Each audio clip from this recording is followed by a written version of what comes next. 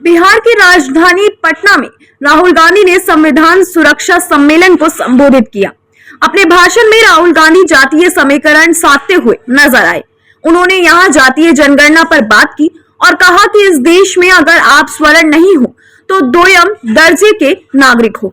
राहुल गांधी ने जातीय जनगणना को एक क्रांतिकारी कदम बताया और आरोप लगाया कि इसी वजह से आरएसएस और भाजपा इसे रोकना चाहती है। उन्होंने कहा कि दुनिया की कोई शक्ति अब जातीय जनगणना को होने से नहीं रोक सकेगी। बिहार में कांग्रेस पार्टी की जिम्मेदारी पर बात करते हुए राहुल गांधी ने कहा कि जो गरीब लोग हैं, कमजोर लोग हैं, ईबीसी, ओबीसी, दलित, महादलित, गरीब, जनरल कास्ट के लोग हैं, हम इन सब को जोड़कर इज्जत देकर आगे बढ़ाने का काम करेंगे। मैं पहला आदमी हूंगा जो ये कहूंगा कि जिस मजबूती से बिहार में कांग्रेस पार्टी को काम करना चाहिए था वो नहीं किया। हम अपनी गलती को समझते हैं। अब हम बिना रुके पूरी शक्ति के साथ बिहार के कमजोर और गरीब लोगों को लेकर एक साथ आगे बढ़ेंगे। जातीय जनगणना को लेकर राहुल गांधी ने कहा कि इस देश में अगर आप दलित हो, पिछड़ा हो, आदि दलित हो, आदिवासी हो, महिला भी जोड़ सकता हूं।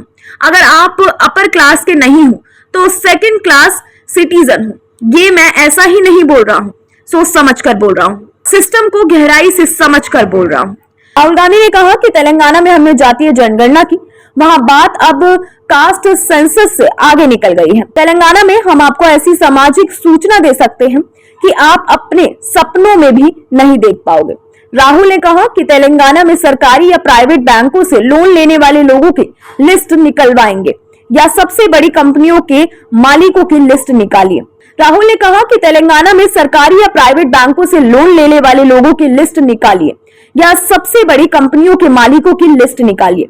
इनमें से किसी में भी दलित, आदिवासी, ओबीसी या ईबीसी के लोग नहीं मिलेंगे। दूसरी तरफ मजदूरों और गिग वर्ग की लिस्ट निकाले तो इनमें 90 से 95% दलित, ओबीसी, ईबीसी, आदिवासी और आदि दलित लोग मिलेंगे। तेलंगाना में पूरा डेटा हमारे सामने है जो मोदी जी अपने हाथों में नहीं डालना चाहते हैं।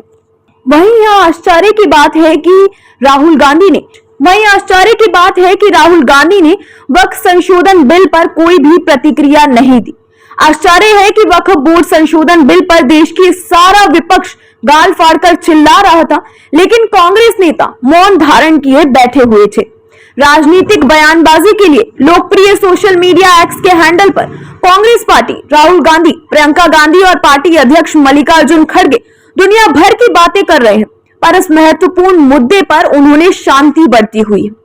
इमरान मसूद बुधवार को संसद के बाहर वक्फ बोर्ड बिल के विरोध में बैनर लेकर खड़े थे, पर उनके नेता इस मुद्दे पर विपक्ष के साथ केवल बैठक कर रहे हैं। पिछले 15 दिनों में करीब सभी पार्टियों के नेता के बयान वक्फ बोर्ड बिल पर केंद्र सरकार को कोसते हुए आए हैं, पर कांग्रेस नेताओं के अब तक नहीं।